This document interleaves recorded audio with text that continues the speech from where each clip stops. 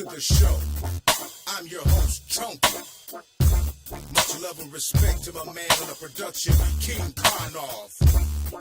Listen to the beat. Sounding like Elephant Toe Jam. Karnov. Yes, get ready.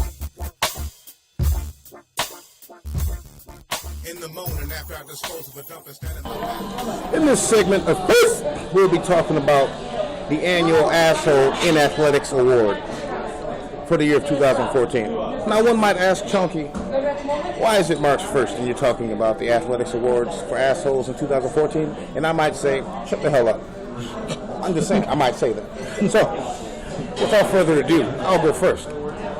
My asshole of athletics. This is all athletics. All sports, all federations, conferences. You can talk about athletes, GMs, front office people, whatever. Mine is David Stern, the guy who came before Commissioner Silver in the NBA. Why, you ask? It's simply because of this. Commissioner Silver, Adam Silver, obviously did the right thing in getting rid of that racist moron, Donald Sterling. However, he is taking out David Stern's trash. This is something that should have been done years ago when they got all the reports, all the back. Once again, just like the NFL's reactionary, it takes video footage and the media getting a hold of something before the league can take a stiff stance against something. Yep. Perfect. Like I said, we're at Rudolph's. Got my brisket egg roll here, and I'm about to chomp it up. But yeah, getting back to Commissioner David Stern. If you had done what you were supposed to do years ago and banned Donald Sterling from the NBA, Adam Silver wouldn't have had to clean up your garbage. First, I was going to say with the entire governing body, the owners of the NBA. But then I realized it's the commissioner's job to protect it is the owner's job too, to protect the integrity of the NBA shield and all that other shit, their brand. But David Stern took a backseat and didn't say anything for years. So he is my athletics asshole for 2014. Senior Dick. Hello, ladies and gentlemen. This is Senor Tay reporting to you live from Rudolph's Red-Nosed Reindeer Restaurant in Minneapolis, Minnesota. And I'm here to inform you of my annual asshole report. Inductee for 2014, and that would be none other than the B-rated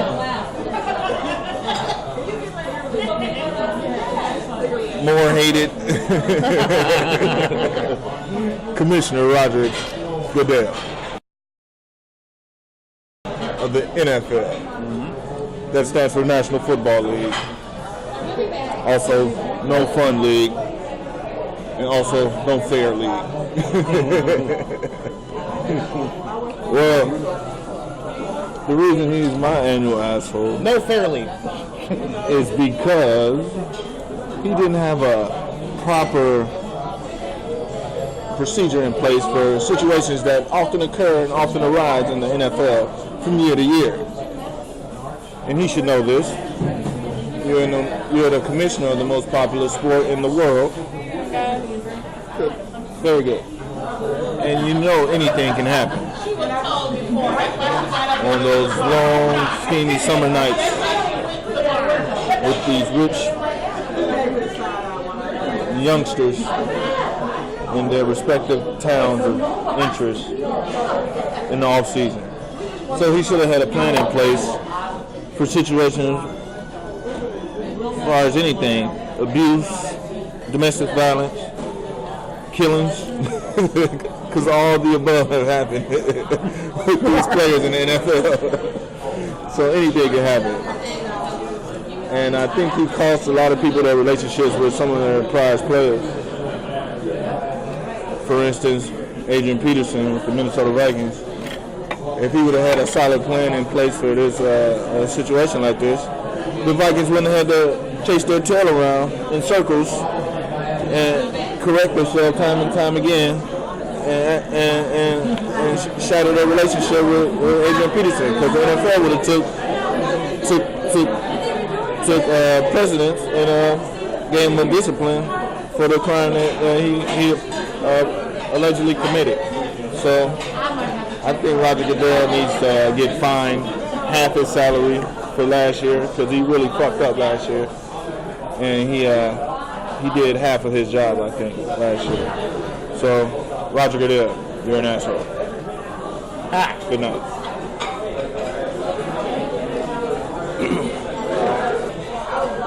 What's up? This is Ferrazzi's son, also at Rudolph's Barbecue, historic restaurant in Minneapolis. My asshole of the year has to go to none other than a certain owner in the NBA who, for some reason, does not want a certain demographic group coming to his games, even though he lives in the city where there's over 60% of this demographic. That is the owner of the Atlanta Hawks. I don't know his name. It's probably not important. But he's an asshole. The Atlanta Hawks owner? The Atlanta Hawks owner. He was caught. The reason why he's an asshole is because he was caught emailing people saying how can they get more people, Caucasians, to the basketball games and less African Americans. And this is Atlanta. Now, Chocolate City South. And Danny Ferry was co-signing the shit. yeah, exactly. She's right. He's a mini asshole. And what these owners don't fail to understand is that it's not the shows or the thing or any of those other stuff that will get more people to come to your games. How did you do that in Atlanta, man? You know, you need to get better players, and your team has to win. Winning is the cure for everything. So for him to use race as a reason why his team is not making money or they don't have a full sold out attendance is because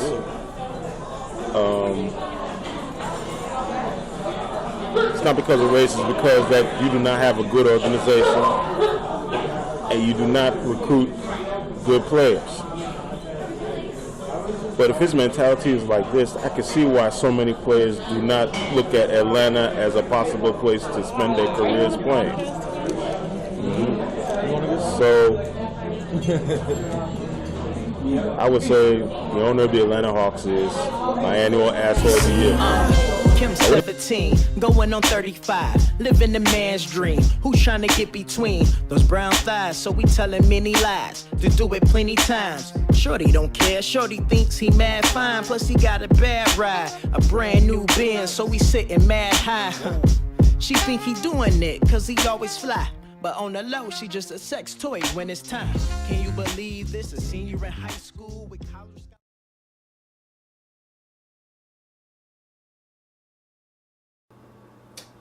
Welcome back to Face Ass in the Face with me today. I got my guy DANAMI. DANAMI.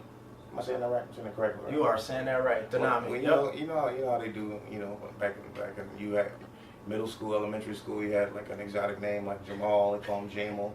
You know, you don't do it. You know, don't do it. You know they do it incorrectly. You know they do it incorrectly. Yeah. Like people say Chipotle instead of Chipotle. I'm like, that annoys the hell out of me. I'm like, the T is obviously before the L. Obviously, we all see the signs. Anyways, man, welcome to the show. We're glad to have you. Thank you for having me. Yeah. I saw you live a couple years back.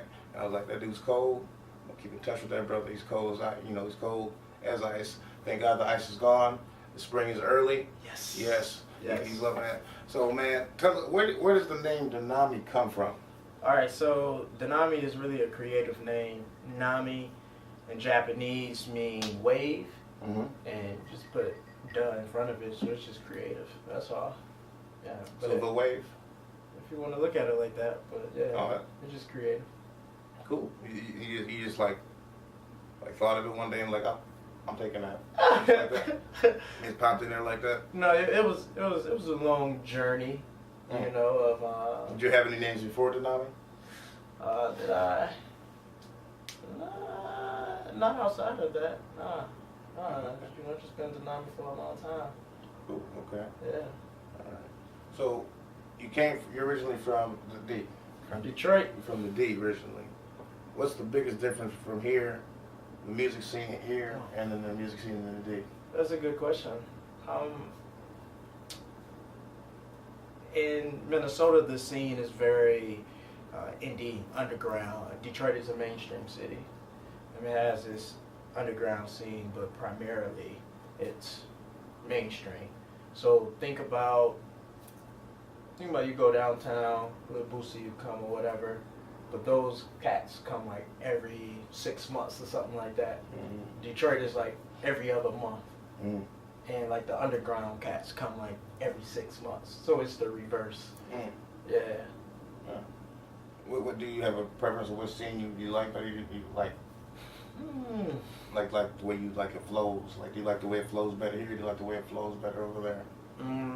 I mean that's tough to say because when I moved from Detroit in 2007, I was 18, so I didn't have the adult experience to actually see what the scene was like. You know, I was still a young kid. That's real. So being here, I'm in my young adult life, I'm 26, so it'd be 8 years this year.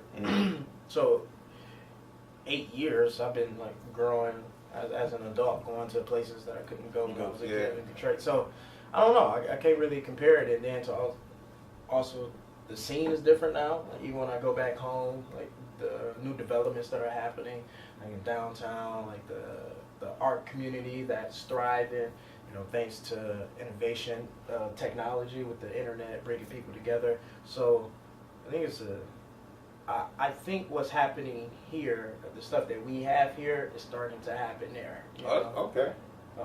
So like small, like artsy communities are becoming more popular in Detroit, from what I've seen via the internet and when I go back home. Oh, that's what's up, man. Yeah. Very good, very good. So what would you say is like the focus of your music? Like what are you trying, like, everybody said they want to do something positive, but some vague, but like I tell people specifically, I don't want to have you, when I drop a track, I want the shit to be thought-provoking, I want you to laugh, and if you can wiggle your ass, wiggle your ass. If you can't, just listen. Right. What is your focus? What do you want, what do you want to come across? It's about to get real deep. I mean, at the end of the day, and the overall arching, piece for me is to change lives, and that sounds like very broad and cliche, but just with with my faith and my relationship, with God and Jesus, like that whole idea of adding value to people, like making people better. Like if we read the Bible, there is not one person that Jesus came into contact with where that person was worse than what they was when they met Jesus. So I think, in general for me, just living my life that way, just trying to add positive experiences to you versus, subtracting from you.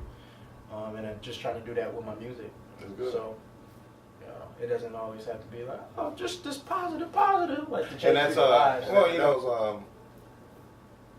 what surprised me about the one track Have You Seen Her, because when I saw it, like, oh, have you seen her? Like, oh, like the old time. Yeah. I was like, oh, okay. And then I heard it, I was like, oh, it's a very thought-provoking track. Tell me, have you seen this girl? Beautiful, young, lost in this world. She always hide what she going through. Have you seen her? Tell me, have you seen this girl? Beautiful, young, lost in this world, trying to escape the truth. Have you seen her? Kim 17, going on 35, living the man's dream. Who's trying to get between those brown thighs? So we telling many lies, to do it plenty times. Shorty don't care, shorty thinks he mad fine. Plus he got a bad ride, a brand new Benz, so we sitting mad high. She think he doing it, cause he always fly. But on the low, she just a sex toy when it's time. Can you believe this? A senior in high school with college scholarships to attend a night school somewhere overbroad, out studying haikus, throwing it away to mess with someone that's so cruel. Now, Kim is all confused, growing up, mimicking what she see, cause that's the norm where she's from. Living to the beat of his drum, stuck in one rhythm, too afraid to run now. Tell me, have you seen this girl? Beautiful, young, lost in this world. She always hide what she going through, yeah. Have you seen her? Tell me, have you seen this girl? Beautiful, young, lost in this world. I'ma get real personal on this one. Check it. My best friend Latina at the clinic, tears trucking down her face. Her boyfriend usually late for every date, but was prompt for the abortion. Showed up before her, driving her crazy like a chauffeur. Co-chauffeur is what he's been given, cause he don't want children. See, that cold feeling has Latina killing this life inside of her tummy. A week before the sex is told, proud of herself, thinking she would be a mommy. Reflecting on her life, future thoughts as his wife was stripped away. Once the nurse called out her name, she looked at him with droopy eyes, hoping the time would have changed his mind. But he sat there like everything was fine. Upset with herself when think about it. Vexed that she let him have say over her body. Throughout the situation, it occurred to her that him and her were both murderers. Tell me, have you seen her? Tell me, have you seen this girl? Beautiful, young, lost in this world. She always hide what she going to. Have you seen her? Tell me, have you seen this girl? Beautiful, young, lost in this world. Trying to escape the truth. Have you seen her?